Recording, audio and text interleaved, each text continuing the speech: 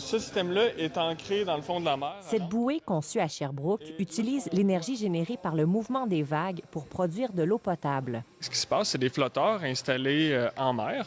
Et juste avec le mouvement des vagues, ça vient pomper l'eau de la mer, la dessaler avec des membranes qui séparent le sel de l'eau de mer. Et l'eau potable qui est produite sur place est pompée jusqu'à la berge avec un tuyau sous-marin. Donc, pour les utilisateurs côtiers, bien, ils ont un tuyau qui arrive de la mer et en continu, avec le mouvement des vagues, bien, ils obtiennent de l'eau potable. Cette petite unité, nommée glaçon, est utilisée principalement lors des urgences après sinistre. Elle peut produire 1000 litres d'eau potable par jour. Le projet de NECA Technologies, c'est d'en développer une 10 fois plus grosse, d'un diamètre de 15 mètres. Le nouveau système qu'on a déployé va produire près de 1,5 million de litres par jour par bouée. Un système qui pourrait éventuellement alimenter des grandes villes, assure le fondateur de l'entreprise. Des villes qui ont plus de 100 000 personnes, des industries qui ont besoin de beaucoup d'eau, comme les industries minières, ou éventuellement même fournir de l'eau à de l'agriculture efficace. Plus de 14 millions de dollars sont investis pour développer le projet Glacier. Le gouvernement fédéral y consacre 6 700 000 via la Supergrappe des océans du Canada.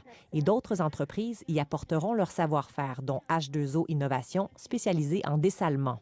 Le dessalement a la réputation d'être très énergivore et en convertissant la source d'énergie actuelle, qui est principalement fossile, surtout au Moyen-Orient, à travers des énergies propres comme l'énergie des vagues, bien, on vient contribuer à un essor écologique. Là. Au Canada, on est privilégié d'avoir autant d'eau, mais même au Canada, il y a des régions qui font face au manque d'eau.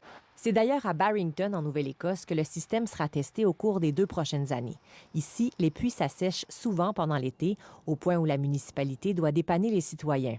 Il manque d'eau sur l'île, donc ils sont obligés d'amener avec des camions d'eau, venir livrer de l'eau aux habitants de l'île. En ayant une nouvelle source d'eau, bien, ça va permettre d'éviter d'amener de l'eau de beaucoup plus grande distance. Par la suite, NECA Technologies espère déployer ses unités au Chili et en Californie.